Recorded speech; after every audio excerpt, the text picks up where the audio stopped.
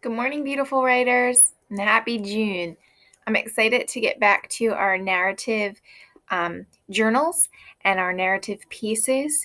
We're really going to be working this week on revising some pieces that we've already written to make them better. We're almost at the end of our unit where we're going to be able to have one piece that we choose that we want to publish. We want it to be our best finished work that we could share with others. So be thinking about that as we're going through these lessons. If there's a piece that you've already chosen, or if not, think of one of the ones that you've written that maybe you'd like to choose. So let's get started. So several years ago, J.K. Rowling gave a speech to the graduating class at Harvard University. Can you imagine how excited those graduates must have been to have the opportunity to hear the best-selling author of Harry Potter? What do you think she talked about? J.K. Rowling said, "On this wonderful day, when we are gathered together to celebrate your academic success, I have decided to talk to you about the benefits of failure." Benefits of failure? What? J.K. Rowling wanted to talk to the students about failure because in her life as a writer, she has learned a lot about pushing on with her learning and her practice, even when it feels like a real struggle. Writing can be hard sometimes. She must have thought that the biggest gift she could give those graduates was her honest story of learning to face hard tasks, not avoid them. Did you know that Einstein, the genius mathematician, said that genius is only 1% talent and 99% hard work? I believe that's true about writing too. Today, I want to teach you how to deliberately practice the techniques and skills you want to see in your writing. Writers zoom in on the small but powerful details that really capture the big moments and the big feelings. I'm going to take a look at a narrative from another writer. "Don't look down, just keep climbing. You're almost to the top," Bobby urged. I swallowed and snuck one quick look. Lydia was standing at the bottom of the tree, holding my dark blue sandals with one hand and shielding her eyes with the other as she looked up at me. The tree swayed slightly, and I tightened my grasp on the trunk. A rough piece of bark dug sharply into my forearm, but I didn't dare move.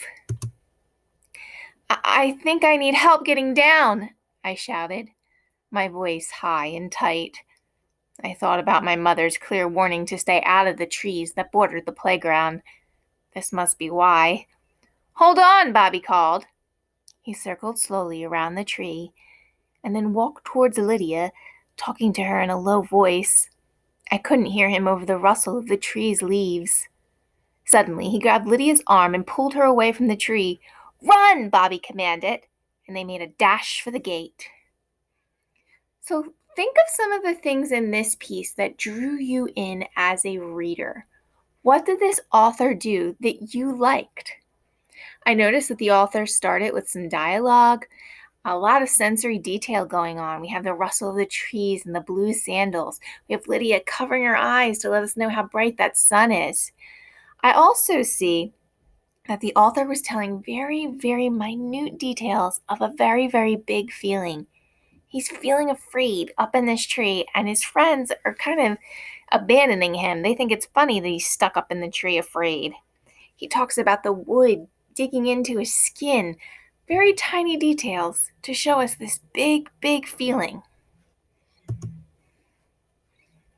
Writers, did you notice how the writer used the technique of zooming in on the small details when the moment is really big? To do that, the writer must have put him or herself back in the park and replayed the scene in their mind. We're going to look at a student example. "Mommy, what's that?" I ask. We walk up and see it is a shelter, and they are trying to give away saved animals to well homes. "So what are you guys doing?" my mom asks nicely. "We're trying to find these animals homes. There are more animals at the shelter," one of the girls says.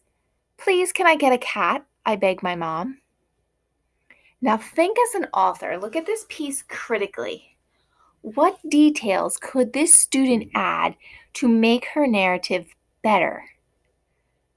Could she add more sensory detail? Could she add internal dialogue?